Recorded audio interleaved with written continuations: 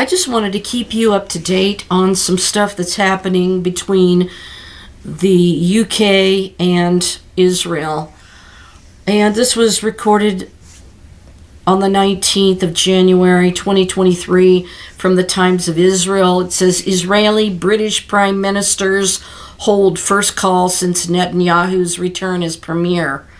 Prime Minister thanks Rishi Sunak for vote against successful Palestinian move to bring Israel before the ICJ and for moving to blacklist Iran's IRGC.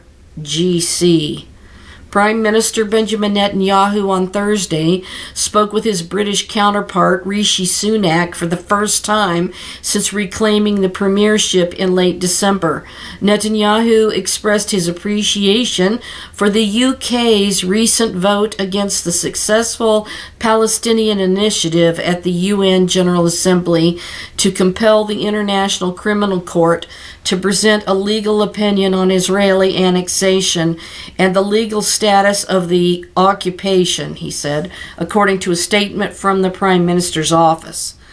He also hailed Britain for moving to declare Iran's Islamic Revolutionary Guard Corps to a terror organization. Netanyahu and Sunak discussed further expanding bilateral ties as well as global issues, such as the threats posed by Iran and the war in Ukraine, the Prime Minister's office said. Sunak reiterated his plan to visit Israel as the Jewish state celebrates its 75th anniversary of independence in the spring. A readout from Sunak's office was not immediately available, but Sunak met last month with President Isaac Herzog at the GOP 27 UN Climate Conference in Sharm el-Sheikh. At the time, Sunak said that Israel was, quote, one of our closest friends, our closest allies, and there is an enormous amount for us to continue working on together, end quote. The British Prime Minister took office in October amid political upheaval in the UK after the 44-day tenure of Liz Truss. While Truss had floated the idea of the UK relocating its embassy from Tel Aviv to Jerusalem, a spokeswoman from Sunak said in November that there were no plans to do so. Truss's proposal drew broad criticism, with ambassadors to London from every Arab country reportedly penning a letter urging her not to go ahead with the idea. In the past, Sunak had expressed support for such a move, telling a conservative Friends of Israel event in August that Jerusalem was indisputably the historic capital of Israel and that there was a very strong case for moving the embassies to Jerusalem. It's something I'd like to do, he said at the time. But Sunak also acknowledged sensitivities over the issue, saying, if it was that easy, it would have been done by now.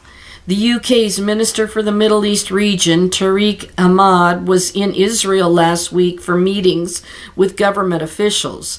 During the trip, he paid a visit to Jerusalem's Flashpoint Temple Mount, known to the Muslims as the Noble Sanctuary. Upon arriving, though, Ahmad was initially barred from entering by Israeli police.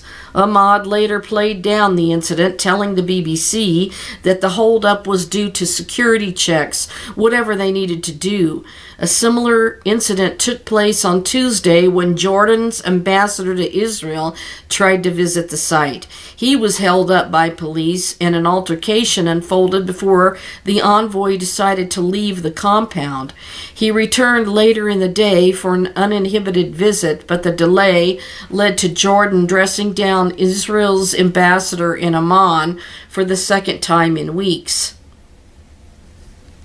And as I said, Rishi Sunak plans to visit Israel and celebrate its 75th anniversary of independence in the spring. And of course, the coronation's happening in the spring. Somebody reported to me today that the coronation was going to be canceled, and that was something that was put forth by an astrologer. So you cannot go by an astrologer and whatever they're forecasting, you know. I just think that you can't listen to that. And I thought that it was interesting to report about this in the Times of Israel.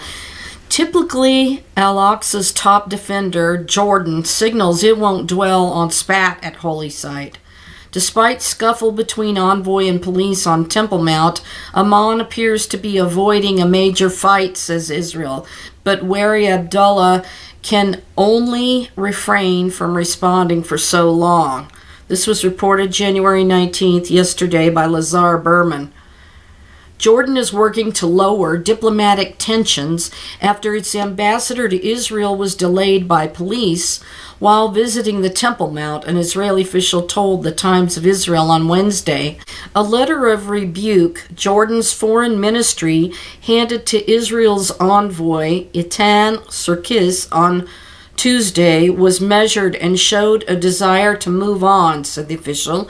Jordan protested that Ambassador Ghassan Majali was refused entry when he tried to visit the holy site. Majali was held up by police at the entrance and left in protest, prompting Amman's response.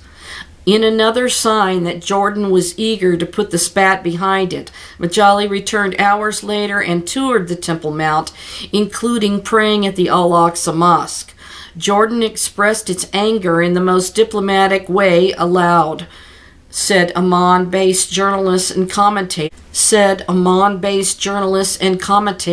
Osama al-Sharif. But there is a feeling that it also does not want things to get out of hand.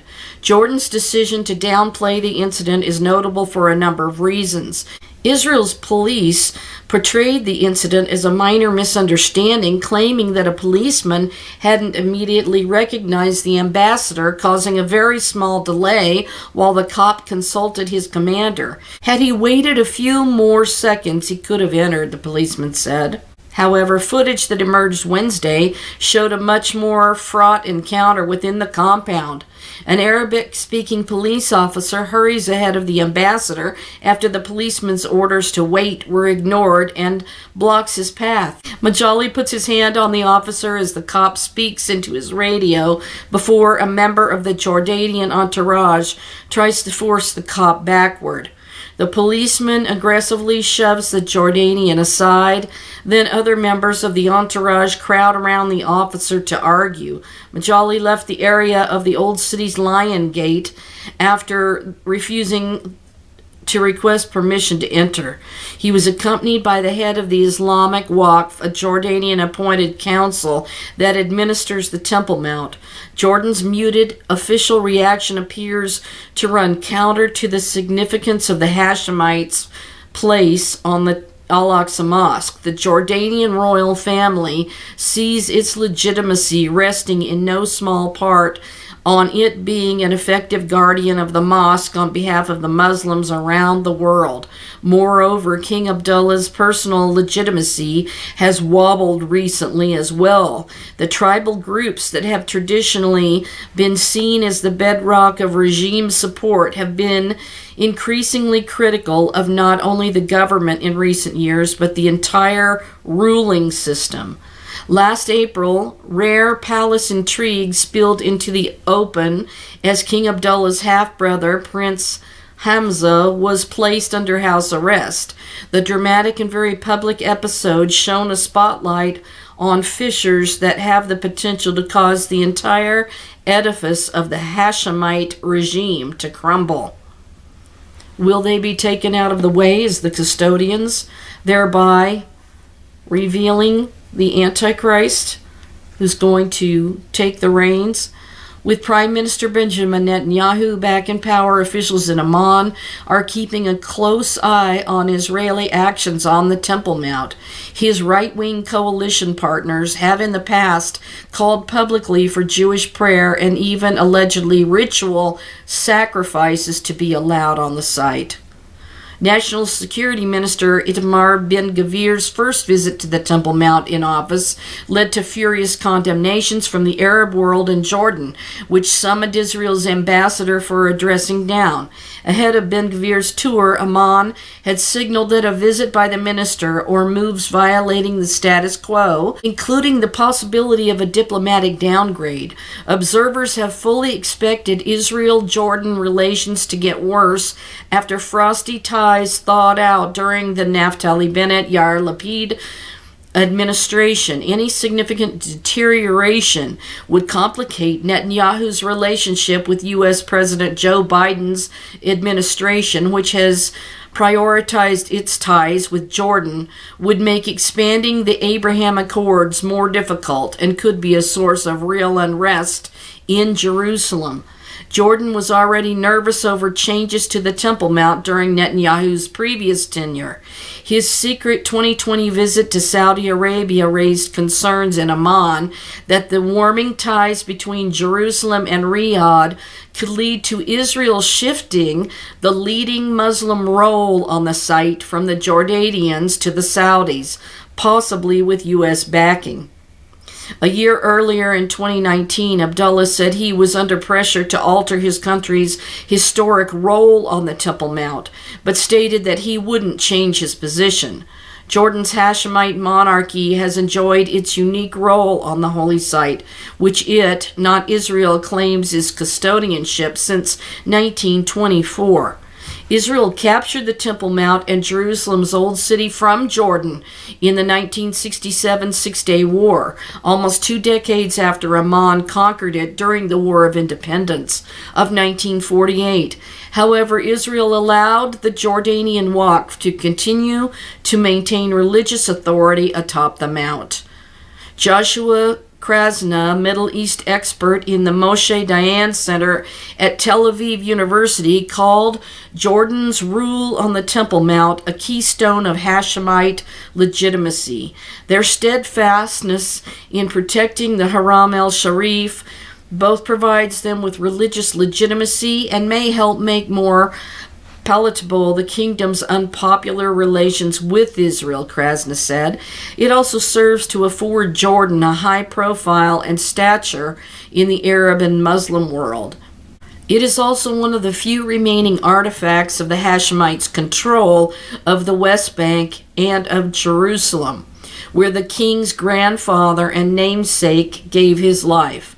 Until 1925, the Hashemites were guardians of Mecca and Medina, the 2 holy cities of Islam, when they were defeated in war by the Saudis.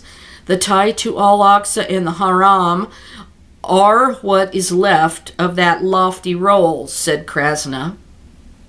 Sharif, the Amman-based journalist, said it was no secret that King Abdullah is wary of steps that the Israeli government might take to change the existing status quo, so any provocation is seen as an escalation, and with great concern by Amman.